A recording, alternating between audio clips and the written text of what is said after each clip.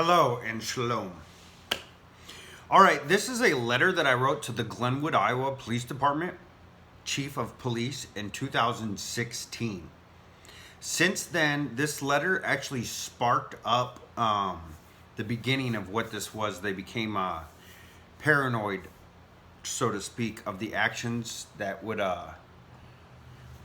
snowball or come following their illegal actions, right? So this police chief, I did have respect for. He's the one that was out partying with my wife, but then, some of his subordinates, that's how I said she had inappropriate ties with other married officers, right?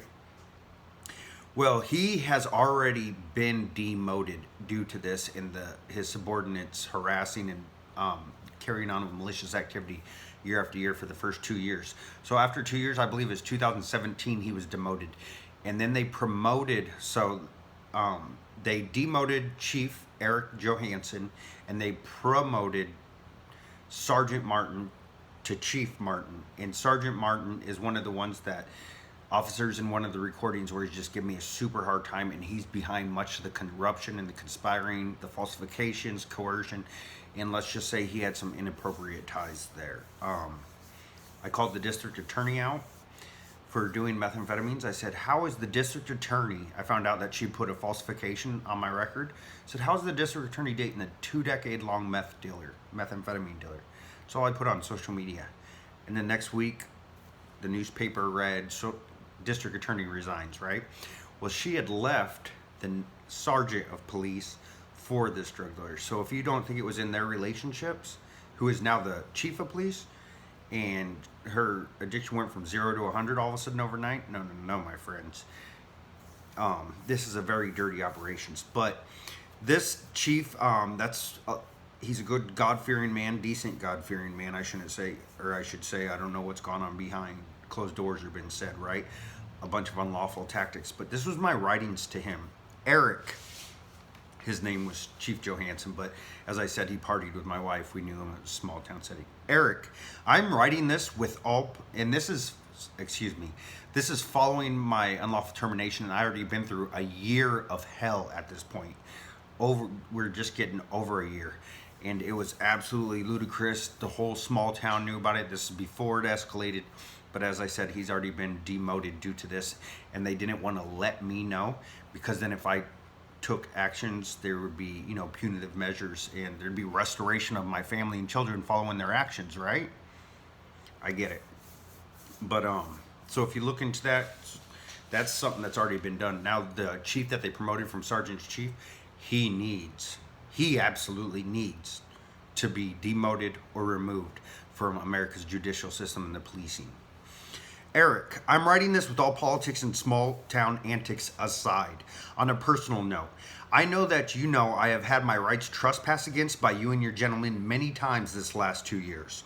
Know that I completely understand what the initial thought was, who you all think I am, and the horrific accusations made did persuade action and humanistic emotions. Check. Got it. This was written in 2016, remember? So think about the mindset and everything you've heard since then. Like, I'm just trying to make peace with them.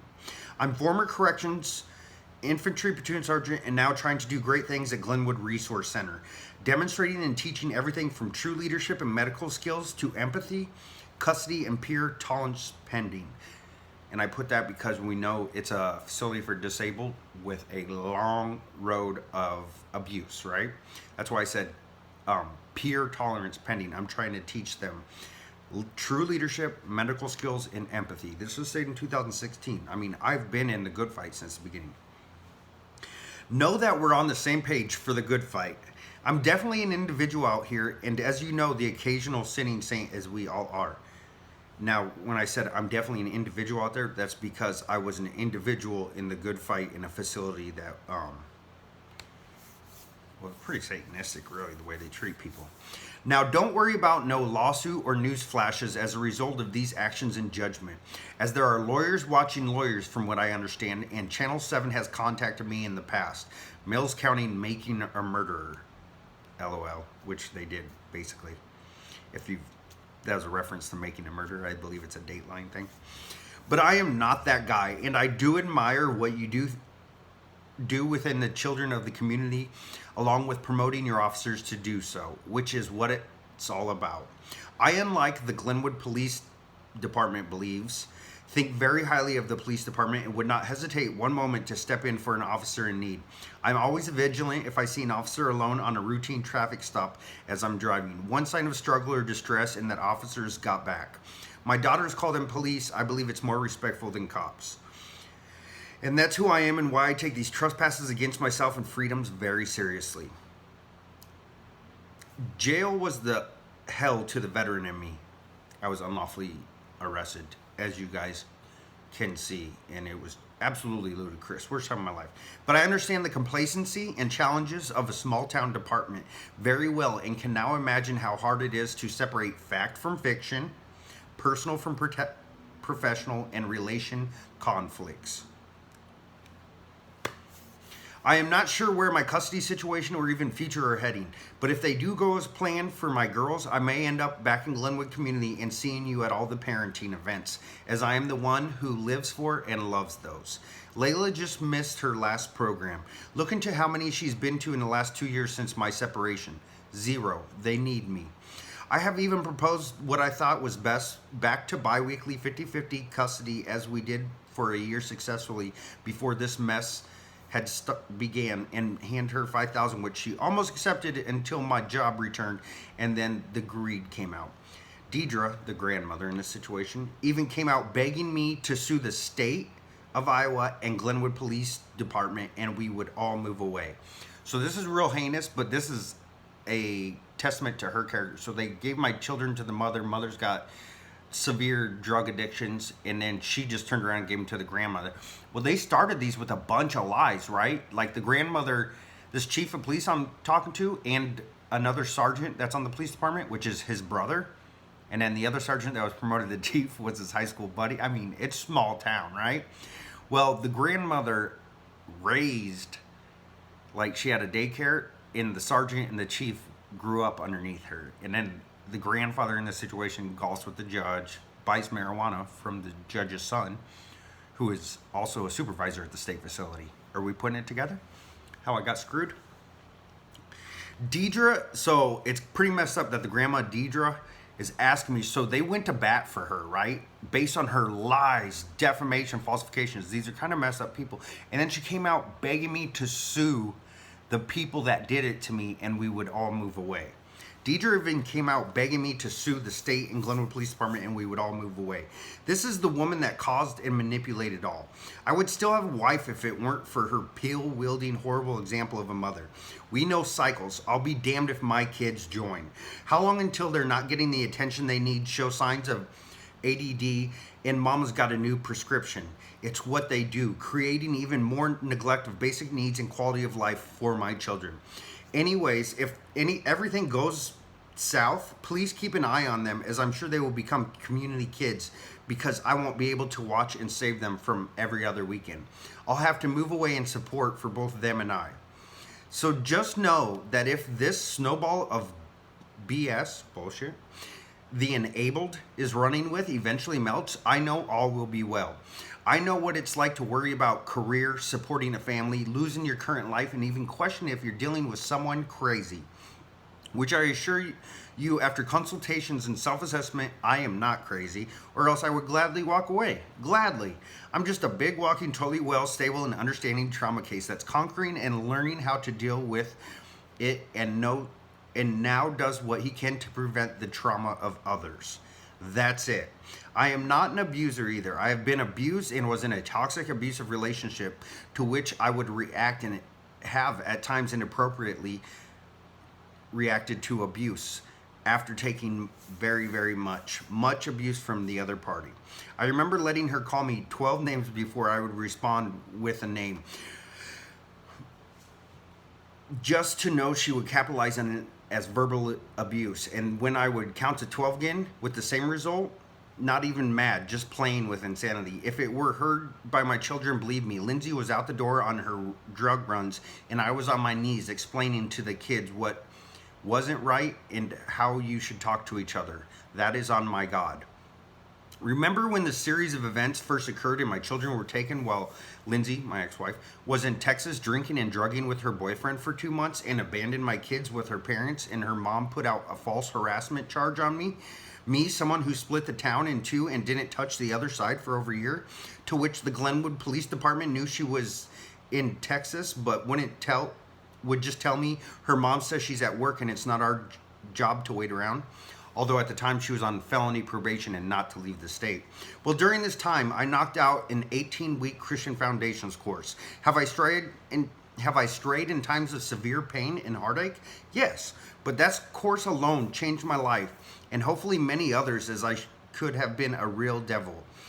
LOL. Still could. If I gave certain hungry lawyers the go-ahead. Anyways, even during my anxious times, I'm sitting here worrying about others' anxieties. And that's who I am. And it was a sign. I grabbed the good book today and asked God for a sign. I then read Ezra 6:1 through 13 in regards to your department. Right is right. Have a good day and Godspeed for us all. Now that was a letter written to the chief of police after 2 years of unlawful hell, before this got blown out to a bigger city, got blown up to a national case, like where other police departments known. So you can see where my head is right there. I was going to get on the fire department at the time.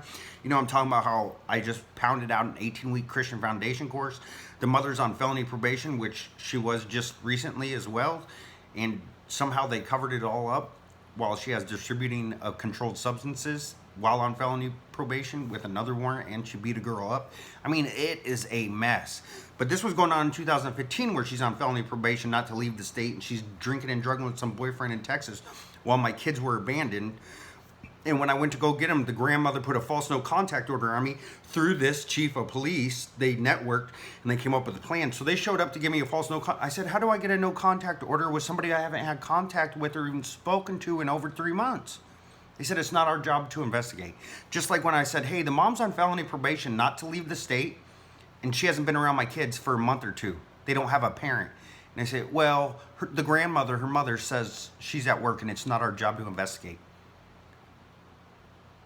It is 100% your job to investigate. You can't just I can't say, hey, there's some random person walking down the street, I want a no contact order on him, handing them out like, Easter candy on Easter. Absolutely not. It's your job to investigate. You can't give a no contact order to someone that has had no contact.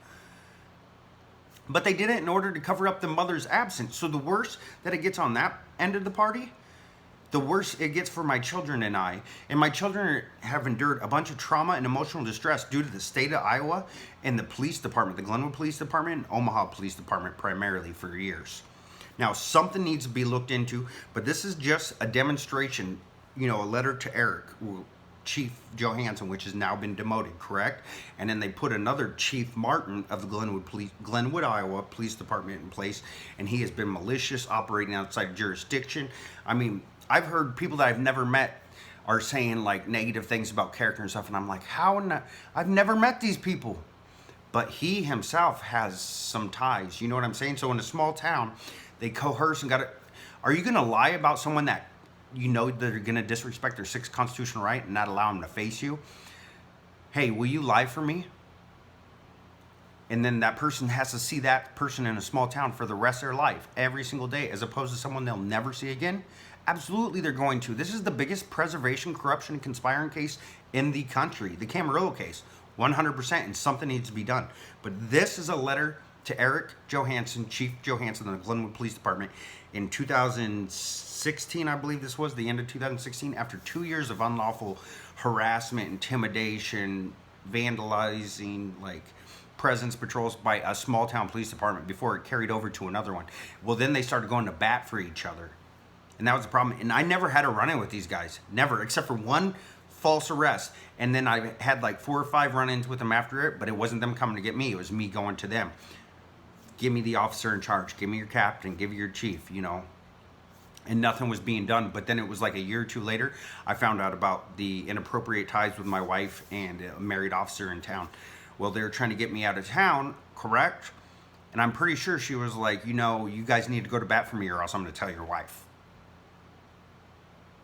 And that's 100%. But this is where my mind was. I'm talking about Glenwood Resource Center, how I'm up there in the good fight, standing against abuse, telling the officers I got their back. And I wrote this letter to him so he wouldn't have anxiety after following all of his unlawful trespasses. And that's after I went through all the distress and anxieties and abuse that was rendered.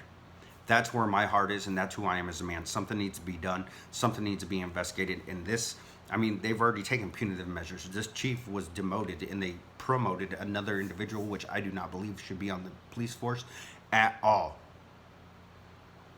So that is just a testament from 2016. So if there's any defamation stuff, I was like, no. I was sitting there trying to make peace. I was telling them I have their back. I was telling them I'm trying to stop abuse of the disabled up at the thing where he knows it's going on, you know? And I'm talking about, like, you know, first names with my ex-wife and their mother and stuff. Like I said, they had very inappropriate ties. This was a small town deal that got blown up. This was some backwoods, no constitution, no proper rule of law within the judicial system type stuff that still goes on in America and needs to absolutely be cleansed for not only the sake of myself and my children's future, but my children's future, your children's future, and any other children's future. We cannot let this go on at this day and age. Something needs to be made right, and there needs to be accountability had. God bless. That was a letter to Police Chief, Glenwood, Iowa, 2016, late 2016, early 2017, following 2 years of absolute hell on earth, which snowballed, as I predicted in this, snowballed into 6.4 years and growing now. Stay in a good fight. Be blessed. Advocate. Step up. Let's get heard.